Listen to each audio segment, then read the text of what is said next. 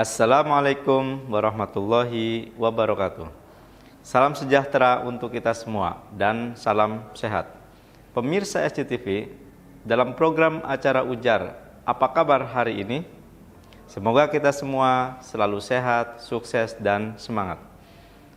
Selamat berjumpa kembali dalam Ujar, Unpam Mengajar.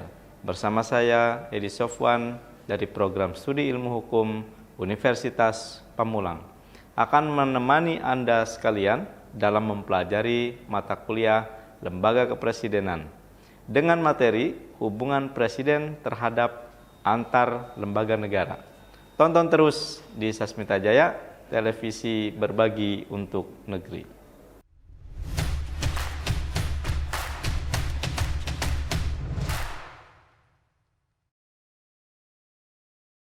Pada pertemuan kali ini, saya akan menemani Anda sekalian untuk membahas mengenai hal-hal yang berhubungan dengan hubungan presiden terhadap antar lembaga negara. Adapun materi yang akan kita bahas atau yang akan saya sampaikan adalah yang pertama, hubungan presiden dan parlemen. Yang kedua, hubungan presiden dan kabinet. Yang ketiga, hubungan presiden dan departemen.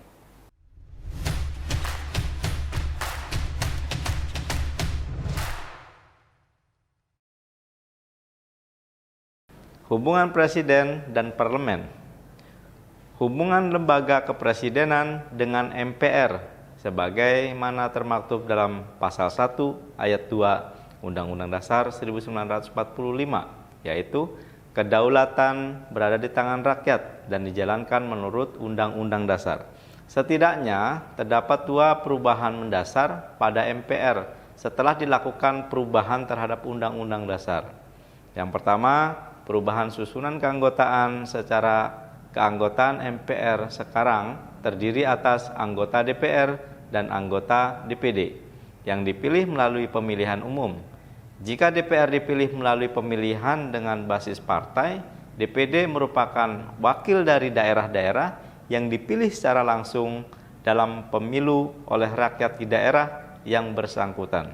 Yang kedua, perubahan kewenangan MPR yang berimplikasi pada perubahan dalam tata hubungan dengan lembaga-lembaga negara yang lainnya.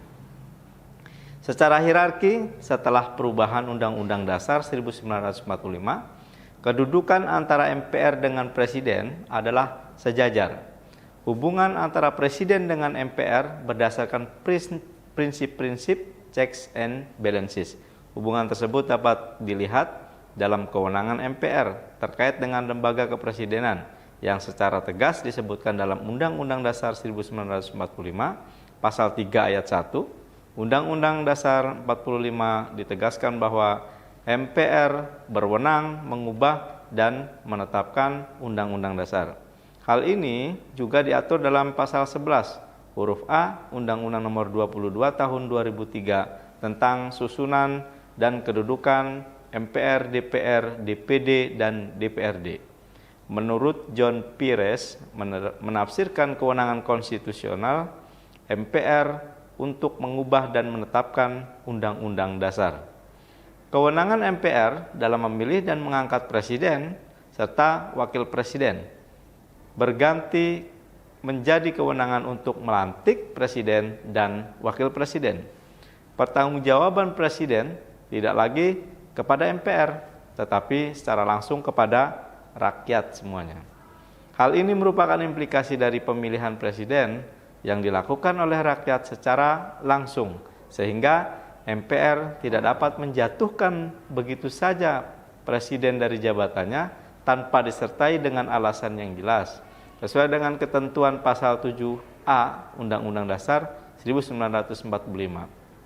Ketentuan ini juga telah diatur dalam Undang-Undang Nomor 2 Tahun 2003 tentang susunan kedudukan MPR, DPR, DPD, DPRD.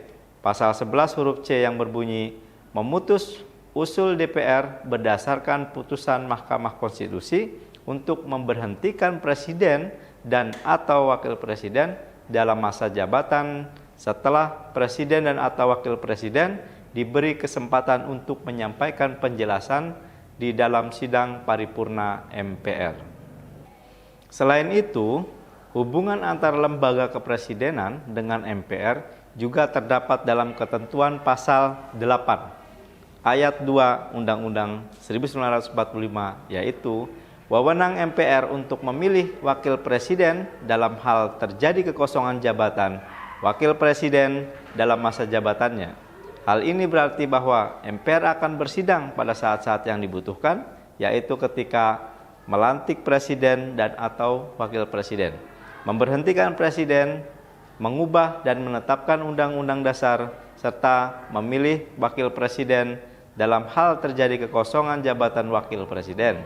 Ketentuan pasal 9 ayat kedua Undang-Undang Dasar 1945 yang berbunyi, jika Majelis Permusyawaratan Rakyat atau Dewan Perwakilan Rakyat tidak dapat mengadakan sidang, presiden dan wakil presiden bersumpah menurut agama berjanji dengan sungguh-sungguh di hadapan MPR dengan disaksikan oleh pimpinan Mahkamah Agung. Ini juga menunjukkan hubungan antara lembaga kepresidenan dengan MPR. Peristiwa ini pernah terjadi ketika pelantikan Presiden keempat Republik Indonesia, yaitu Presiden B.J. Habibie. Berdasarkan beberapa ketentuan pasal tersebut di atas, dapat diambil suatu kesimpulan jika hubungan antara lembaga presiden dengan MPR adalah hubungan berdasarkan prinsip checks and balances. Rakyat sebagai pemilih yang berhak menilai kinerja lembaga kepresidenan masa itu, sehingga hal ini berpengaruh terhadap pemilihan presiden pada era selanjutnya. Hubungan lembaga kepresidenan dengan DPR. Dalam pembuatan undang-undang, presiden berhak mengajukan rancangan undang-undang atau RUU kepada DPR. Rancangan undang-undang yang diajukan oleh presiden tersebut kemudian akan dibahas bersama DPR. Apabila rancangan undang-undang tersebut mendapat persetujuan bersama, rancangan undang-undang dapat disahkan menjadi undang-undang, meskipun presiden tidak mengesahkan rancangan undang-undang dalam waktu 30 hari.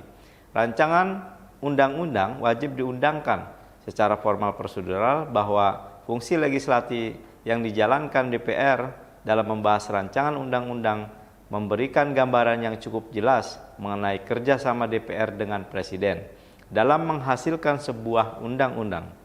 Dalam hal ini, sebenarnya di dalam mekanisme pembahasan rancangan undang-undang, DPR melakukan sekaligus dua fungsinya, yaitu pertama, fungsi membuat undang-undang, kedua, fungsi melakukan pengawasan, yaitu mengawasi keinginan Presiden yang akan menggunakan undang-undang sebagai instrumen melalui materi muatan yang dikehendaki untuk mewujudkan kepentingannya.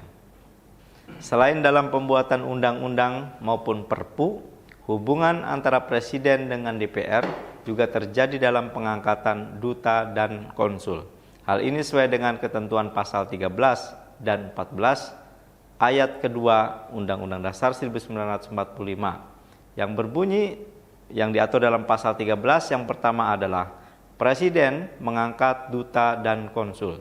Yang kedua, dalam hal mengangkat duta, Presiden memperhatikan pertimbangan DPR. Yang ketiga, Presiden menerima penempatan duta negara lain untuk memperhatikan dan dengan memperhatikan pertimbangan DPR. Pasal 14, Presiden memberi amnesti dan abolisi dengan memperhatikan pertimbangan DPR.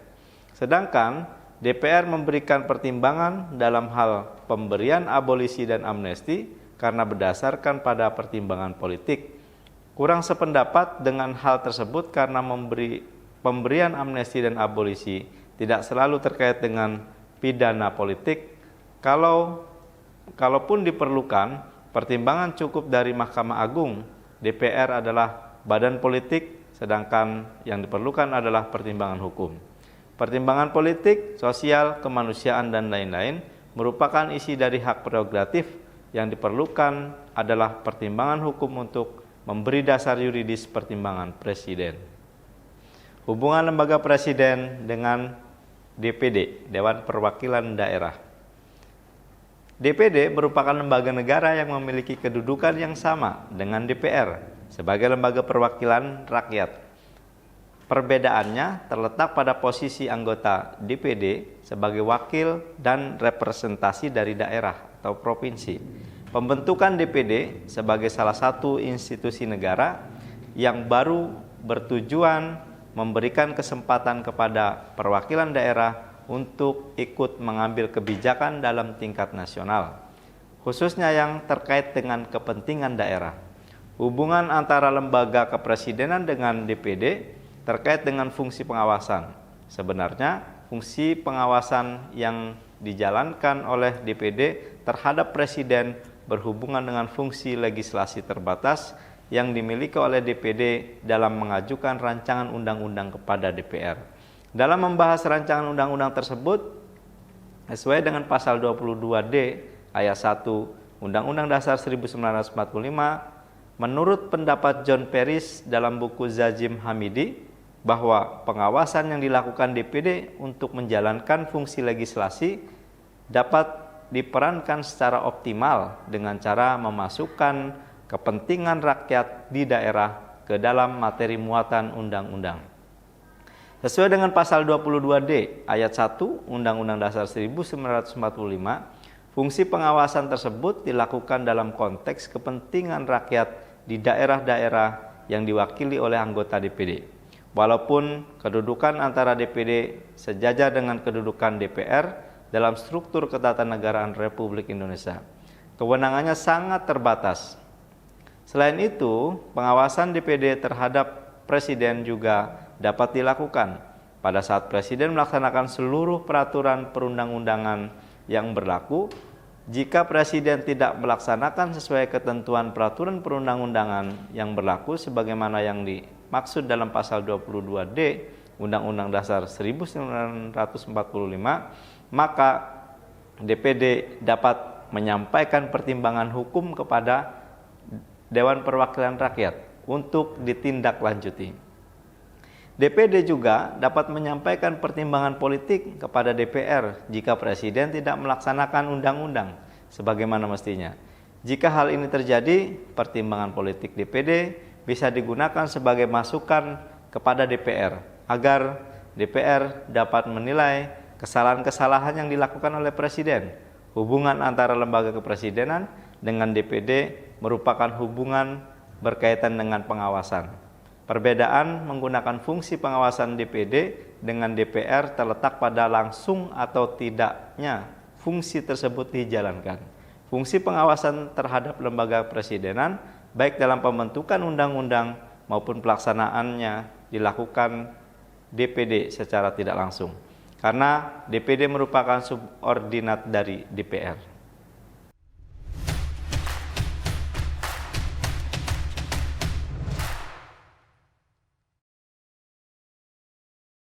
Kembali lagi bersama saya dalam Ujar, Unpam Mengajar.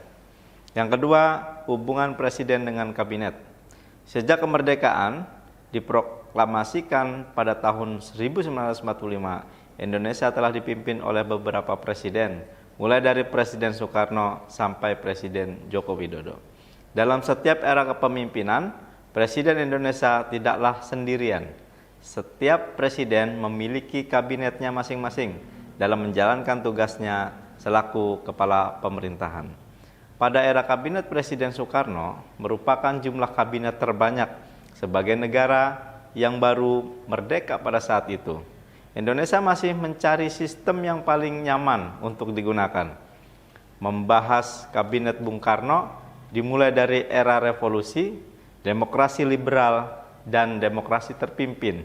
Era revolusi dimulai sejak Indonesia memproklamasikan kemerdekaannya pada 17 Agustus 1945 hingga saat Kerajaan Belanda mengakui kemerdekaan Indonesia pada 27 Desember 1949. Kabinet yang pernah menjalankan pemerintahan Indonesia pada era revolusi antara lain adalah Kabinet Syahril, Kabinet Hatta, Kabinet Amir Syarifuddin. Nama-nama kabinet tersebut diambil dari Perdana Menterinya. Setelah era demokrasi liberal, terbentuknya Republik Indonesia Serikat atau RIS. lahirlah era demokrasi terpimpin. Pada era ini, kabinet kembali dipimpin oleh presiden dan bukan lagi oleh Perdana Menteri. Berikut adalah daftar kabinet pada era demokrasi terpimpin. 1. Kerja 1. 2. Kerja 2. 3. Kerja 3. 4. Kerja 4. Yang kelima, Dwi Kora 1. 6. Dwi Kora 2. 7. Dwi Kora 3. 8. Ampera 1. 9. Ampera 2. Kabinet yang kini dikenal sebagai Kabinet 100 Menteri adalah Kabinet Dwi Kora II. Sebenarnya adalah dua kabinet yang beranggotakan lebih dari 100 orang, yaitu Kabinet Dwi Kora I dan Kabinet II. Adapun jumlah anggota dari kedua kabinet tersebut adalah 110 orang pada Dwi Kora I dan 132 orang pada Dwi Kora II. Pada era kepemimpinan Soeharto, memimpin 7 kabinet dengan nama yang sama. Kabinet Presiden Soeharto dimulai dari Kabinet Pembangunan 1, Kabinet Pembangunan 2, Kabinet Pembangunan 3, Kabinet Pembangunan 4, Kabinet Pembangunan 5, Kabinet Pembangunan 6, Kabinet Pembangunan 7.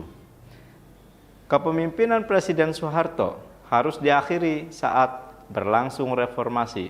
Presiden Habibie yang saat itu menjadi sebagai wakil presiden akhirnya naik menjadi presiden untuk menggantikan Presiden Soeharto. Pada masa Presiden B.J. Habibie membentuk Kabinet Reformasi Pembangunan. Periode kepemimpinan Presiden Habibie tidak lama, yakni hanya 21 Mei 1998 sampai 20 Oktober 1999.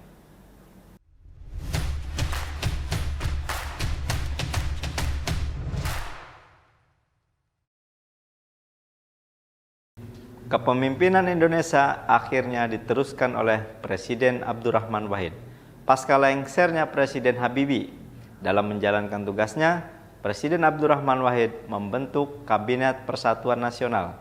Kabinet Persatuan Nasional akhirnya harus mengakhiri masa tugasnya lebih cepat karena pada tahun 2001 Presiden Abdurrahman Wahid dimakzulkan oleh MPR.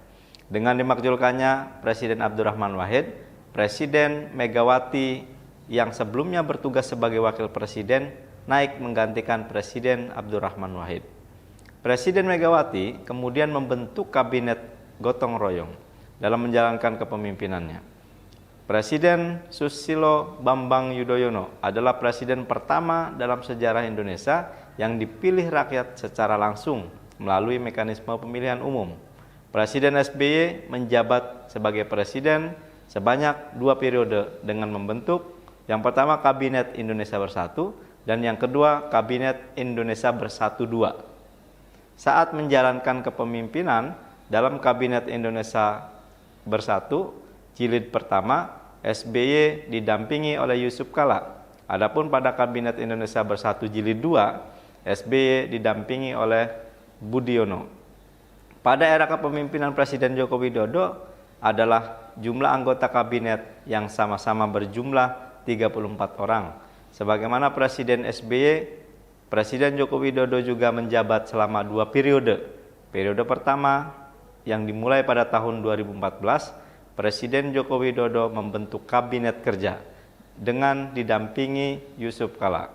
Sedangkan pada waktu kepemimpinan yang kedua, Presiden Joko Widodo bersama Wakil Presiden Kiai Haji Ma'ruf Amin, dibantu oleh Kabinet Indonesia Maju. Dalam Undang-Undang Dasar tahun 1945, sebelum amandemen, Presiden dibantu oleh menteri-menteri negara yang diangkat dan diberhentikan oleh Presiden. Dalam hal membantu Presiden, menteri-menteri tersebut memimpin Departemen Pemerintahan. Kemudian setelah Undang-Undang Dasar 1945 diubah, terjadi perubahan hanya pasal 17 ayat ketiga. Undang-Undang Dasar Negara Republik Indonesia tahun 1945 yang menjadi setiap menteri membidangi urusan tertentu dalam pemerintahan. Dalam hal ini dipertegas pula bahwa pembentukan, pengubahan, dan pembubaran kementerian negara diatur dalam undang-undang. Tugas menteri sekarang tambah banyak dalam melaksanakan tugasnya, dan menteri juga berhak membuat peraturan menteri dalam hal untuk mengatur kepentingan kerja di dalam ruang lingkup kementeriannya untuk mempermudah akses berjalannya tugas yang dijalankan dalam membantu tugas presiden. Hubungan presiden dan departemen. Sebagai negara yang menggunakan sistem pemerintahan presidensil, departemen atau menteri di Indonesia mempertanggungjawabkan kinerjanya kepada presiden. Pemilihannya pun diamanatkan presiden. Di Indonesia, presiden memiliki kewenangan untuk mengangkat menteri dan memberhentikannya. Tak hanya itu, presiden juga berhak untuk membubarkan suatu kementerian jika memang hal tersebut diperlukan. Hal ini diatur dalam pasal 17 Undang-Undang Dasar 1945 yang mengatur perihal apa itu menteri beserta tugasnya. Berikut adalah bunyi dari pasal 17 tersebut setelah amandemen keempat. Yang pertama, presiden dibantu oleh menteri-menteri negara. Yang kedua, menteri-menteri itu diangkat dan diberhentikan oleh presiden. Yang ketiga, setiap menteri membidangi urusan tertentu dalam pemerintahan. Yang keempat, pembentukan, pengubahan, dan pembubaran kementerian negara diatur dalam undang-undang. Departemen atau kementerian pada era Presiden Joko Widodo adalah sebagai berikut. Yang pertama, Menteri Koordinator Bidang Politik, Hukum, dan Keamanan. Yang kedua, Menteri Koordinator Bidang Perekonomian. Ketiga, Menteri Koordinator Bidang Pembangunan Manusia dan Kebudayaan. Yang keempat, Menteri Koordinator Bidang Kemaritiman dan Investasi. Yang kelima, Menteri Pertahanan.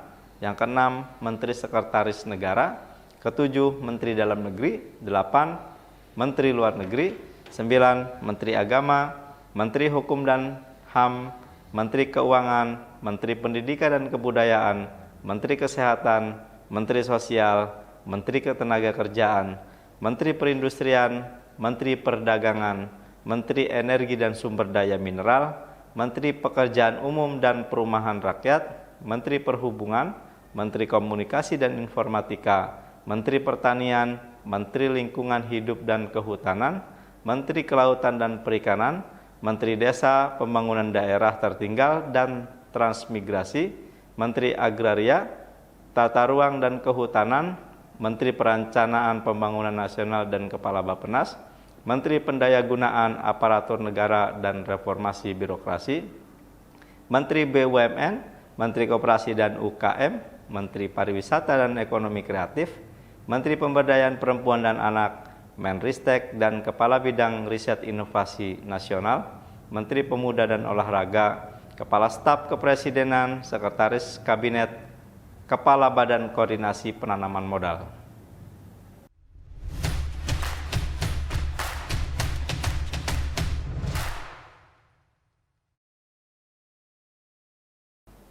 Baik sahabat Ujar, dari materi hubungan presiden terhadap antar lembaga negara yang disampaikan semoga dapat memberi wawasan dan pencerahan. Sekarang, coba Sobat Ujar jelaskan hubungan presiden dengan lembaga kementerian. Silakan teman-teman berdiskusi di kolom komentar.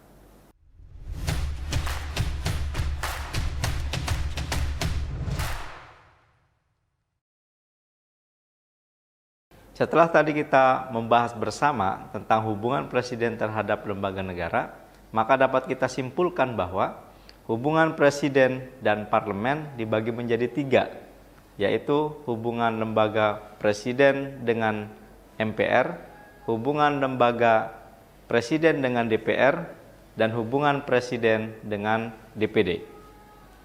Hubungan presiden dan kabinet adalah hubungan yang sangat erat. Presiden dibantu oleh para menteri yang tersusun dalam sebuah kabinet. Hubungan presiden dan departemen, istilah departemen merupakan istilah yang digunakan pada saat Indonesia setelah merdeka di era kepemimpinan Presiden Soekarno, Presiden Soeharto sampai era reformasi. Pada saat ini, istilah departemen dirubah menjadi kementerian.